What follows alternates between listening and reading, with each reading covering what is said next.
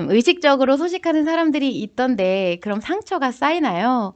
지인들 중에 꾹꾹 참고 안 먹는데 스트레스는 많이 받지만 몸무게 안 느는 거에 만족하더라고요. 이미 심리 문제가 발생을 한 것이죠. 그거 자체가 아니면은 이제 처음에 그런 거를 시작했다고 하면 당연히 상처까지라기보다는 처음에 내가 스트레스를 계속 받다 보니까 그것이 어떤 이제 심리 문제로 누적이 될 수가 있는 거고, 여자분들 같은 경우는 그게 쌓이다 보니까 상처로 이어지게 되는 거죠. 그래서 참고 안 먹는 거잖아요. 내가 의식적으로 소식을 그러니까 일반적으로 내가 이미 그게 생활 패턴이 돼버렸어. 그냥 아무렇지 않아. 소식을 하는 게 당연히 무의식적으로 나는 원래 이렇게 생활 습관으로 가. 하는 사람들은 전혀 문제가 없어요. 그런 분들은 소식을 하는 데 있어서 스트레스도 안 받고 그 생활 패턴 자체가 되기 때문에 오히려 많이 먹게 되면은 그런 상황에서는 이 뭐라고 했죠? 이렇게 신체가 더 부담을 느끼게 되고 더 스트레스를 받을 수는 있을지언정 내가 소식을 한다고 스트레스를 받지는 않거든요. 근데 꾹꾹 참고 안 먹은 것 자체가 내가 억압을 하고 그로 인해서 스트레스가 발생하고 상처가 이어지는 거기 때문에 몸무게가 안 느는 거에 만족을 하는 것 자체가 심리 문제예요. 참고로 해주시면 좋을 것 같아요. 왜 굳이 그렇게 할 필요가 없다라는 거죠.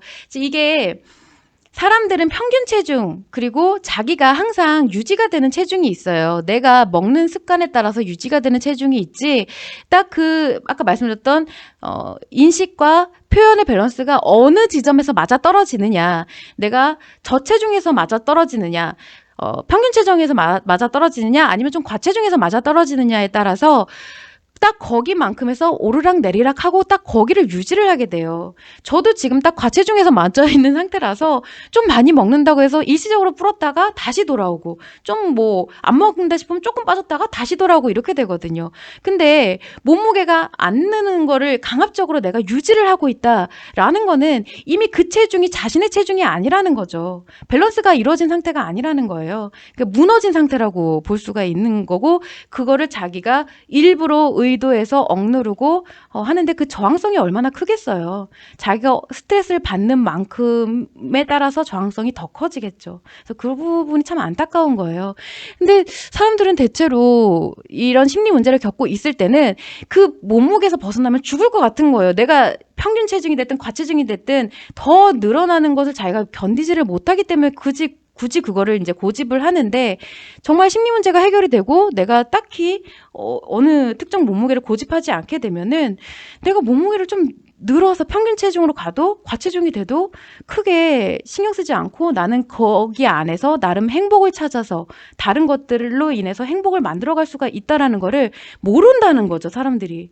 그래서 이 내가 몸무게를 유지하고 관리하는 것이 나의 행복을 만들어간다라고 생각하기 때문에 그렇게 간다라는 거예요. 참 안타깝죠. 그런 부분을 좀 아시길 바라서 제가 지금 계속 33회차 동안 계속 심리 문제를 점검하셔라 라고 말씀을 드렸던 부분인데, 아무튼 영상이 많이 남아져 있기 때문에 필요하신 분들은 찾아보시게 되겠죠.